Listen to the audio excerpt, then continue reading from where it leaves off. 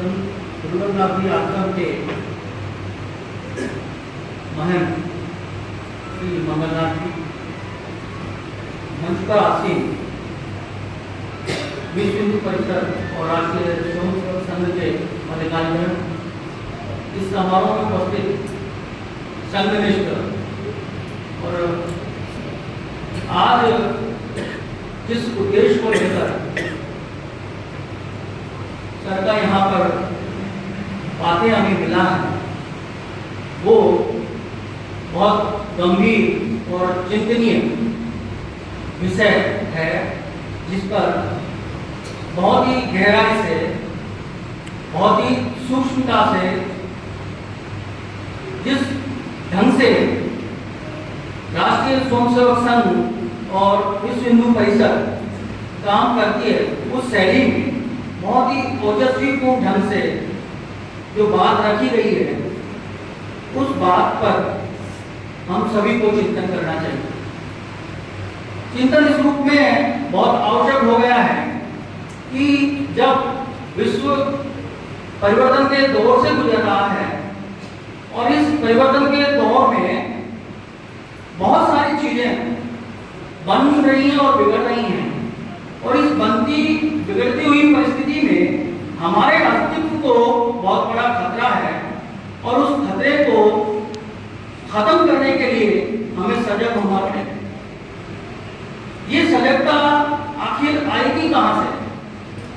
ये सजगता आएगी ऐसे विचार मंथन से, ऐसे कार्यक्रमों से जिसमें हमें बीज मंत्र मिलेंगे और उन बीज मंत्रों का हम अनुसरण करें, तब हम उस खतरे का मुकाबला कर सकेंगे। ये बात बिल्कुल सही है कि हिंदू धर्म और हिंदुत्व हमारे जीवन के लिए और पूरे विश्व के लिए कितना महत्वपूर्ण है, इसके लिए किसी प्रकार का कोई हम आक्षेप नहीं लगा सकते।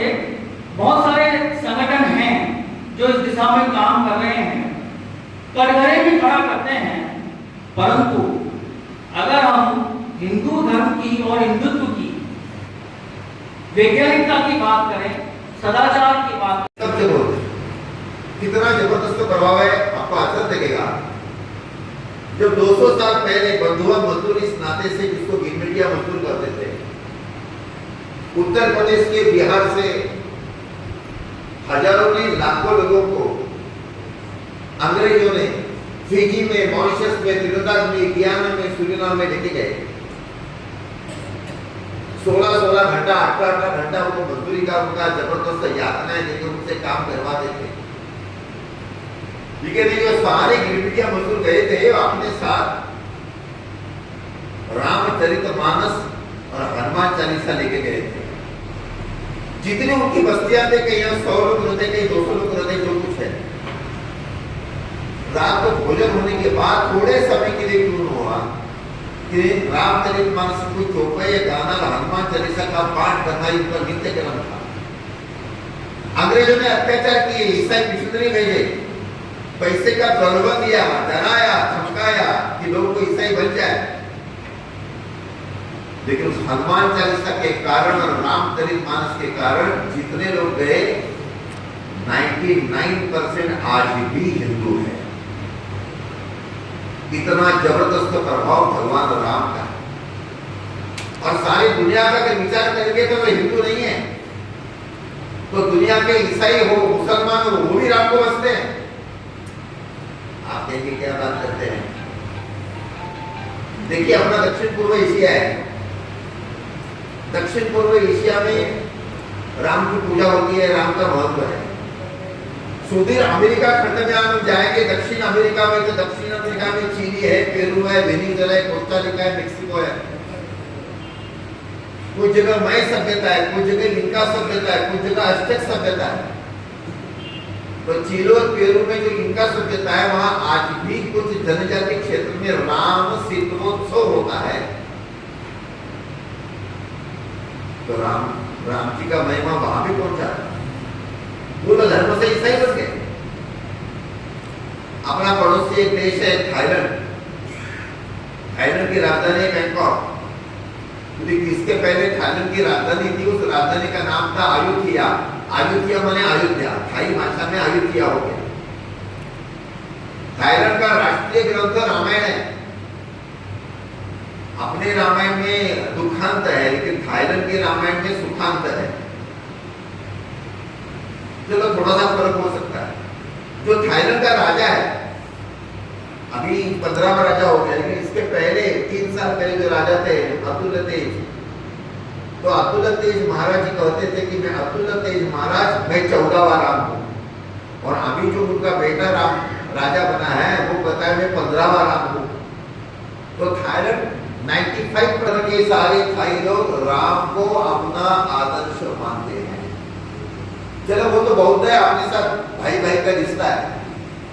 लेकिन थाईलैंड के थोड़े से हम आगे जाएंगे तो वह इंडोनेशिया नाम का देश है। इंडोनेशिया तो घोषित मुस्लिम देश है। 95% से ज्यादा आबादी जो है वो मुस्लिम है।